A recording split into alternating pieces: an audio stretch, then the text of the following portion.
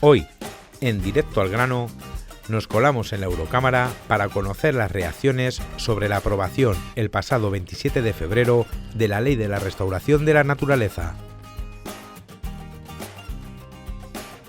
Y del centro de Europa llegamos hasta el centro de la Mancha, más concretamente a las tierras volcánicas de la provincia de Ciudad Real, para visitar la finca Encomienda de Cervera.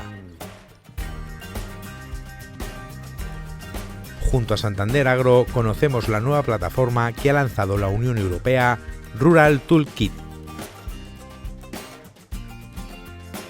Y por supuesto, los precios que más te interesan. Todo esto y más en Directo al Grano.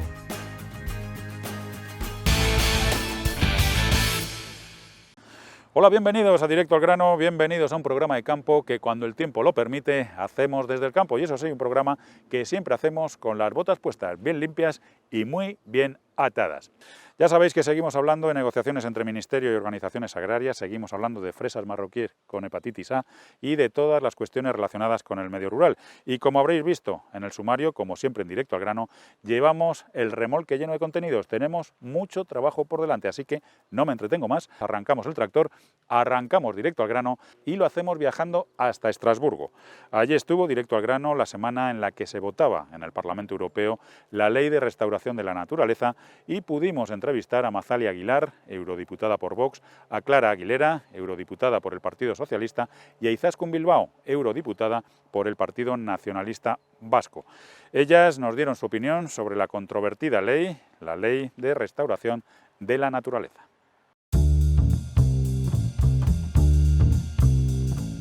El pasado martes 27 de febrero, el Pleno de la Eurocámara aprobó con 329 votos a favor, 275 en contra y 24 abstenciones la Ley de Restauración de la Naturaleza. Una polémica y politizada ley que, como consecuencia del previsible efecto que tendrá en el sector agroalimentario español, ha generado todo tipo de reacciones. El texto quedará definitivamente aprobado cuando el Consejo de la Unión Europea, que representa a los Estados miembros, confirme también lo acordado en la negociación con la Eurocámara y la Comisión Europea.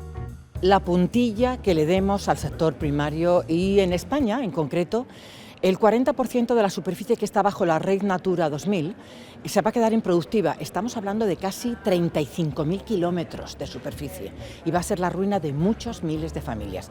Un verdadero fiasco, no saben lo que han votado. Realmente va a ser un desastre.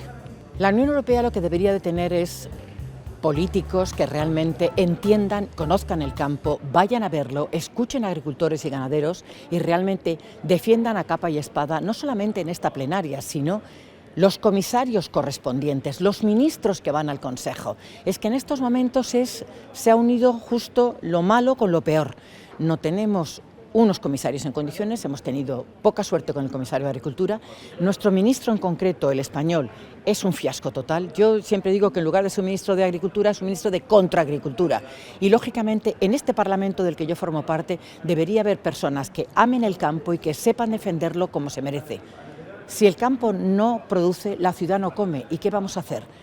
Podemos pasar sin cámaras, sin teléfonos, pero no podemos pasar sin comer, con lo cual el sector primario europeo y el sector primario español hay que defenderlo, porque nos estamos jugando mucho. Ellos pueden perder, pero a la postre los que perderemos seremos todos. Al fin de alcanzar los objetivos generales de la ley, los Estados miembros deberán restaurar al menos el 30% de los hábitats contemplados en la nueva ley para que pasen de un estado deficiente a uno bueno en 2030, porcentaje que aumentará al 60% en 2040 y al 90% en 2050. Una ambiciosa ley que tendrá ante sí un enorme escollo, el presupuesto. Por primera vez se habla de la palabra restauración, siempre habíamos hecho prevención, es decir, pero nunca hablamos de restaurar algo que se ha deteriorado. Entonces es un elemento importante, claro. Evidentemente estamos hablando de los ecosistemas agrarios, que algo va a tener una incidencia en la agricultura, sin duda, y en la pesca, porque si hay ecosistemas como... Yo me gusta poner el ejemplo de Doñana, que es muy entendible. Si el ecosistema de Doñana está muy destruido, pues tiene una repercusión en el sector fresero de Huelva, sin duda, ya lo viene teniendo hace años. Y por tanto, ¿que es buena su restauración? Sí. Pero ¿dónde está la clave que yo quiero transmitir cierta tranquilidad, aunque hay que explicárselo bien al sector. ¿Dónde está la clave? Primero, hemos conseguido que cambie bastante la propuesta que venía de la Comisión a la que se ha aprobado.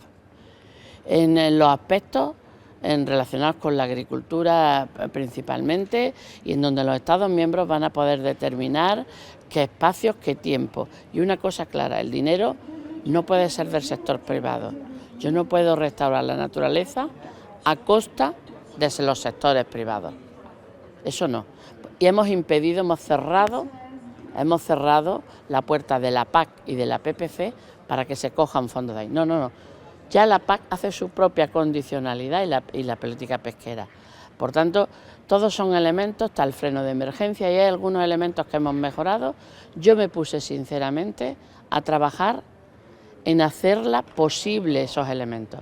Queda un problema que no se ha resuelto, el del presupuesto. Ese es el problema que queda sin resolver.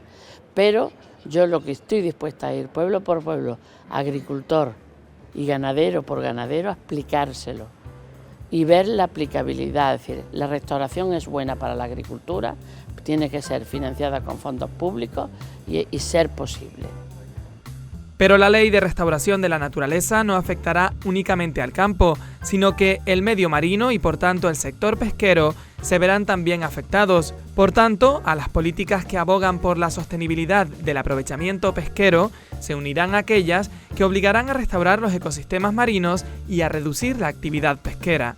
Pues yo he votado en contra. ¿Por qué? Pues porque ahora que las instituciones europeas y la Comisión ha abierto un proceso de diálogo estructurado con el sector agrícola, pero que también va a tener que abrirlo con el sector de la pesca, creo que con esta ley se ha perdido la oportunidad de incorporar todo ese contenido a este diálogo y construir ese futuro también con la participación de los sectores más afectados. Hay porcentajes ambiciosos, unos porcentajes ambiciosos que vienen a sumar porcentajes de otra normativa que hemos aprobado y el sector nos está diciendo que está asfixiado y que no puede más. Y hay que escuchar esa voz del alarma. Y yo, precisamente por eso, he votado que no.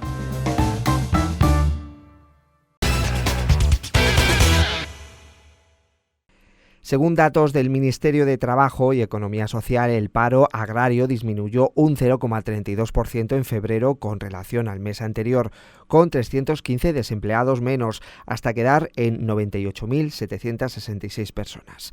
En términos interanuales, respecto a febrero del pasado año, el desempleo en el sector agrario bajó un 14,79%, con 17.137 personas menos. La presidencia del Consejo de la Unión Europea y los representantes del Parlamento Europeo alcanzaron el pasado lunes 4 de marzo un acuerdo político provisional relativo a una propuesta de reglamento sobre envases y residuos de envases que afecta a la actividad de la industria agroalimentaria europea. La propuesta normativa considera el ciclo de vida completo del embalaje, por lo que establece requisitos para garantizar que los envases sean seguros y sostenibles, al exigir que todos los envases sean reciclables y que se minimice la presencia de sustancias preocupantes. El objetivo es reducir significativamente la generación de residuos de envases, estableciendo objetivos vinculantes de reutilización, restringiendo ciertos tipos de envases de un solo uso y exigiendo a los operadores económicos que minimicen los envases utilizados. El acuerdo provisional mantiene los objetivos principales para 2030 y 2040 en materia de contenido mínimo de reciclado en envases de plástico. La Comisión tendrá que revisar la implementación de los objetivos para 2030 y evaluar la viabilidad de los objetivos para 2040. Este acuerdo es aún provisional y está pendiente de adopción formal por parte de ambas instituciones. Bueno, pues dejamos las noticias, continuamos nuestro paseo por el medio rural español y lo hacemos visitando una finca singular situada en la provincia de Ciudad Real, concretamente en el municipio de Almagro. Os presentamos Encomienda de Cervera, una finca situada en un paraje singular volcánico que le confiere una marcada personalidad a todas sus producciones agrarias, agrícolas y ganaderas. Hoy conocemos cómo ha influido en sus vinos precisamente ese pasado volcánico.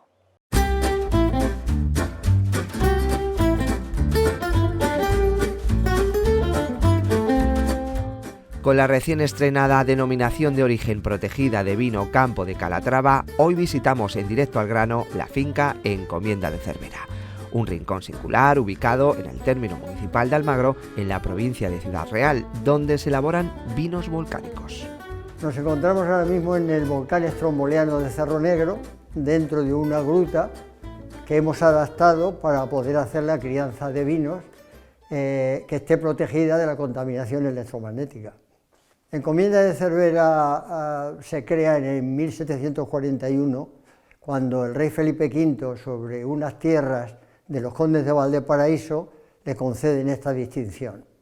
En ese momento, ya en la finca, según la cronología, ya había 27.000 cepas, que lo ponen así, había 10.000 olivos y empezaba a hacerse aceite mediante una prensa. Cuando la compramos nos dedicamos a hacer una transformación agroalimentaria, puesto que estaba prácticamente toda de cereal y el cereal de estas tierras no es demasiado productivo. La superficie son 60 hectáreas, variedades hay 6 de tintas en distintos clones, tenemos Cabernet, Syrah, Graciano, Petit Verdot, Malbec y no sé si se me olvidan alguna. Creo que no, todos ellos con 2 o 3 clones que permiten tener distintas calidades dentro de una misma variedad. Y en el caso de los blancos tenemos Viognier, Gewürztraminer, Sauvignon Blanc, Verdejo, Airén y Albariño. Aurelio, como ingeniero de telecomunicaciones, lleva toda la vida trabajando en el mundo de la electrónica y del electromagnetismo, una experiencia que le ha permitido conocer a la perfección el comportamiento de las ondas electromagnéticas y busca soluciones a la contaminación que producen, un problema que nos afecta a todos y que también influye en la calidad del vino. Cuando la crianza en barrica se hace dentro de una gruta que está protegida de las contaminaciones electromagnéticas, la función que tiene una barrica es aportar una microoxigenación al vino para que el oxígeno disuelto que hay en el vino facilite la mezcla de antocianos y taninos y el vino sea más agradable. Eso se produce mejor cuando hay un recinto que esté protegido que cuando la contaminación electromagnética está interviniendo en ese proceso.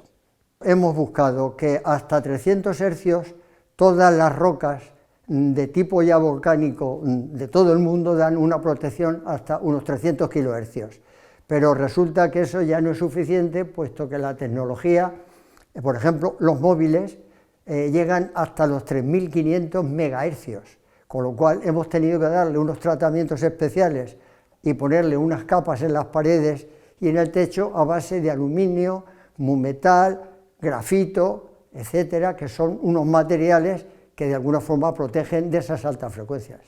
Presentamos una patente el año pasado, en marzo, que hemos estado durante este año aclarándole una serie de dudas que el examinador de patentes tenía, y ha merecido que este profesional de la oficina de patentes nos conceda una patente de invención que se puede patentar hasta en 153 países, según un convenio de la CAC. Hemos hecho analíticas de oxígeno disuelto, de las 3 frecuencias de color que hay, de los taninos, los antocianos, las catequinas, los polifenoles, y se ha visto comparativamente, después de 9 meses, de los vinos que han hecho su crianza en esta gruta volcánica y el mismo vino hecho en una sala tradicional, que hay unas diferencias suficientemente importantes como para pensar que en el futuro los vinos se deben de criar, los vinos de cierta calidad se deben de criar en una sala protegida, para lo cual hemos hecho esta patente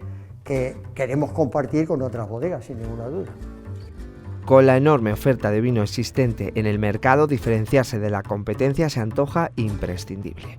En este sentido, tanto el carácter volcánico de los terrenos como la crianza de vinos en espacios libres de contaminación por ondas electromagnéticas y ahora pertenecer a la denominación de origen protegida Campo de Calatrava son algunas de las señas de identidad de Encomienda de Cervera. Somos una bodega volcánica que está situada en el Campo de Calatrava y, aprovechando la singularidad que tiene esta finca, porque tenemos un volcán dentro de que fue declarado en 1999 Monumento Natural Protegido, y una bodega con tinajas de cemento de 1927, bueno, pues reúne todos los requisitos para hacer algo único, ¿no? Entonces hemos intentado alcanzar esos mercados que buscan cosas especiales y singulares, como son nuestros vinos. Estamos, por supuesto, en el mercado nacional, pero también en el mercado internacional, que yo también gestiono. Podemos estar en países pues, como Japón, Estados Unidos, en Europa.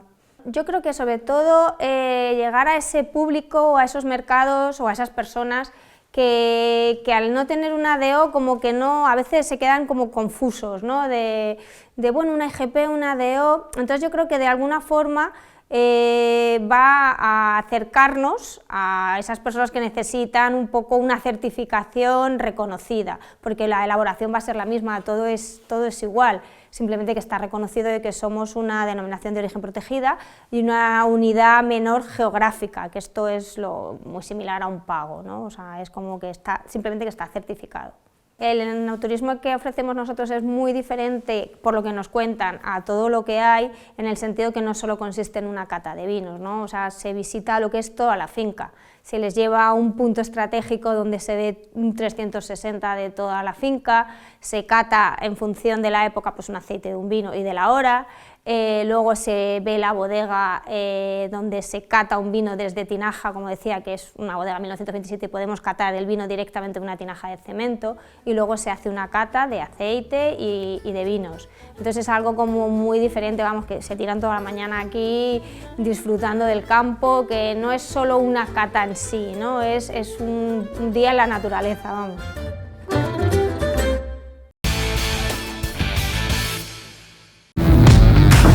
El cambio climático lo ha cambiado todo y los riesgos son más imprevistos. Por eso necesitas un seguro que garantice tu tranquilidad. Agroseguro. Trabaja sobre seguro. El trigo blando panificable baja esta semana. Su precio es de 215,64 euros la tonelada. La cebada pienso también baja. Se cotiza a 205,36 euros la tonelada. El maíz grano baja de precio, ahora es de 206,16 euros la tonelada. El limón desciende su valor, se cotiza a 12,60 euros los 100 kilos. La manzana golden sube de precio, pagándose a 62,05 euros los 100 kilos. El plátano desciende su valor, cotizándose a 24,96 euros los 100 kilos. El calabacín sube de precio, su valor es de 26,79 euros los 100 kilos. El tomate liso baja, cotizándose a 37,79 euros los 100 kilos. La judía verde aumenta y se sitúa esta semana en 264,11 euros los 100 kilos. La patata sube de precio, pagándose a 45,77 euros los 100 kilos.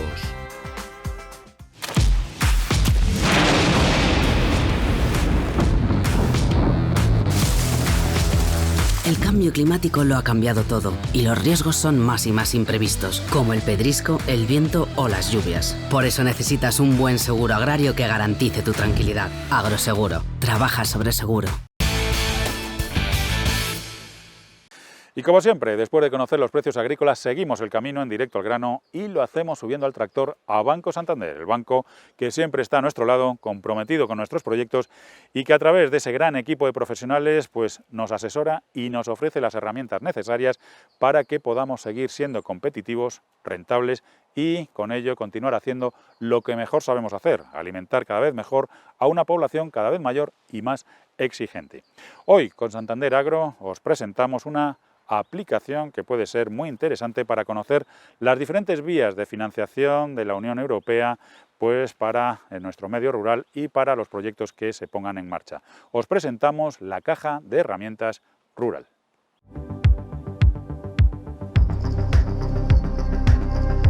La Unión Europea ha lanzado Rural Toolkit, o Caja de Herramientas Rurales, una plataforma digital a modo de guía que centraliza los distintos tipos de financiación que la Unión Europea pone a disposición de las áreas rurales de los países comunitarios.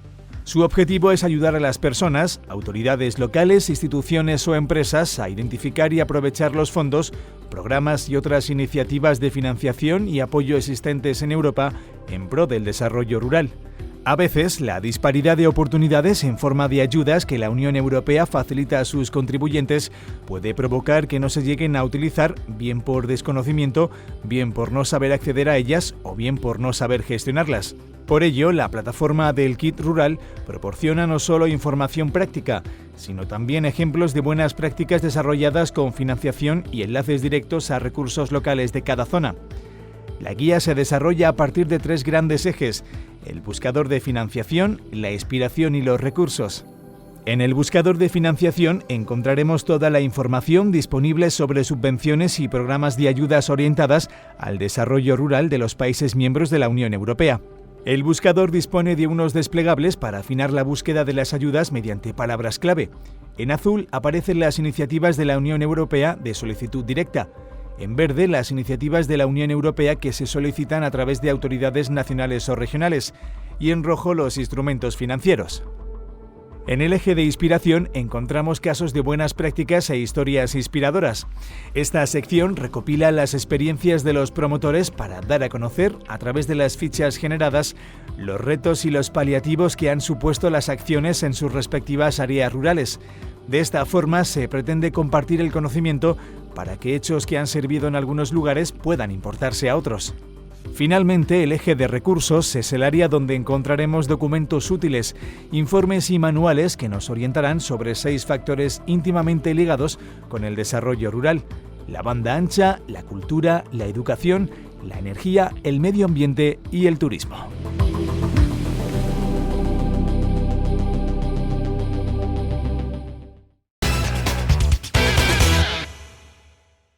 Líderes de Copa-Cogeca envían una carta abierta dirigida a la presidenta de la Comisión Europea, Ursula von der Leyen, y al primer ministro belga, Alexander De Croo, con copia a todos los jefes del Estado de la Unión Europea, pidiendo una reevaluación urgente de las políticas agrícolas.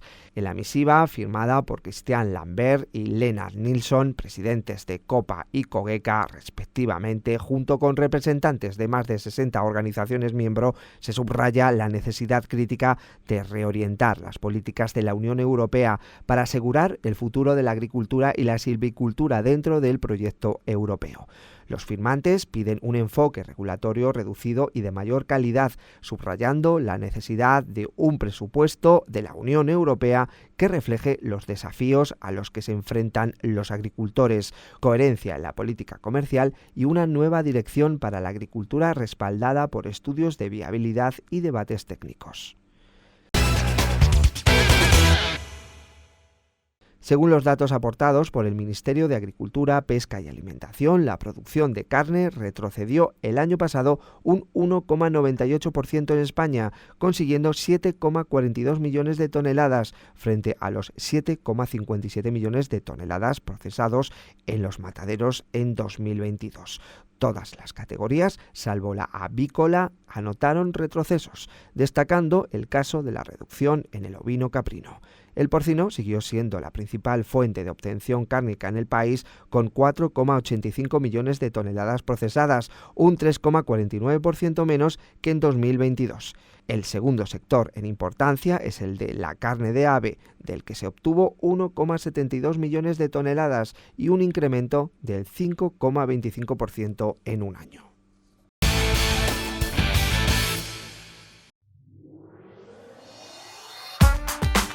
La ternera de entre 180 y 300 kilos sube su precio, ahora cuesta 510,48 euros los 100 kilos de canal. El cordero de entre 12 y 16 kilos baja, su valor ahora es de 836,27 euros los 100 kilos de canal. El porcino con más de 60% de magro clase S aumenta, situándose en 217,71 euros los 100 kilos de canal. El lechón de 20 kilos también aumenta su precio, cotizándose a 93,42 euros la unidad. El pollo, con el 83% de rendimiento, sube su valor, situándose en 192,30 euros los 100 kilos de canal. Los huevos tipo suelo clase M aumentan de precio, cotizándose a 1,53 euros la docena. Los huevos tipo campero mezcla clase L y M suben, pagándose a 1,83 euros la docena. El conejo joven de 1,8 a 2,2 kilos vivo aumenta su valor, cotizándose a 236,48 euros los 100 kilos.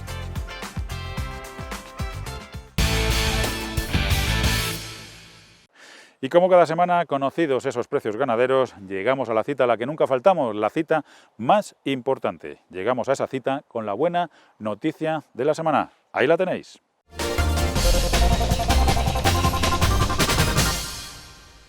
El ministro de Agricultura, Pesca y Alimentación, Luis Planas, aseguró en el transcurso de la edición número 22 de la Jornada Técnica de la Federación Nacional de Comunidades de Regantes, FENACORE, que el Gobierno va a movilizar hasta 2027 una inversión público-privada de 2.416 millones de euros, con 97 actuaciones en más de 700.000 hectáreas de superficie de cultivo, financiadas a través del Plan de Recuperación, Transformación y Resiliencia con fondos comunitarios del programa Next Generation EU. Planas destacó la apuesta por el uso de aguas no convencionales, regeneradas y desaladas, a las que se destinarán unos 216 millones de euros para financiar 20 proyectos en 52.000 hectáreas de Andalucía, Canarias, Murcia, Comunidad Valenciana y Baleares. El objetivo de las inversiones es lograr un ahorro mínimo neto del agua del 10% respecto a la situación de partida y multiplicar por 2 los recursos hídricos procedentes de la reutilización y desalación. Ya sabéis que siempre es bueno terminar el programa con el buen sabor de boca que nos dejan las buenas noticias y despedirnos con una sonrisa, aunque sea pequeña, pero siempre con una sonrisa. La semana que viene, otra buena noticia más. La semana que viene, otro Directo al Grano más, un programa con el que llevamos hasta vuestras casas, a domicilio, un trocito de campo y un trocito de mar. Como siempre, ahí tenéis las 3 formas de contacto que os aportamos todas las semanas, pero solo necesitamos que elijáis una de ellas para que entre todos, cada semana, sigamos mejorando el programa, sigamos mejorando Directo al Grano. Que tengáis un buen día de campo, que tengáis un buen día de mar y, sobre todo, acordaos de que al menos 3 veces al día necesitamos a un agricultor, a un ganadero, a un pescador o a una industria agroalimentaria. Así que no os olvidéis de valorar todos los días su trabajo. Un abrazo y hasta la semana que viene.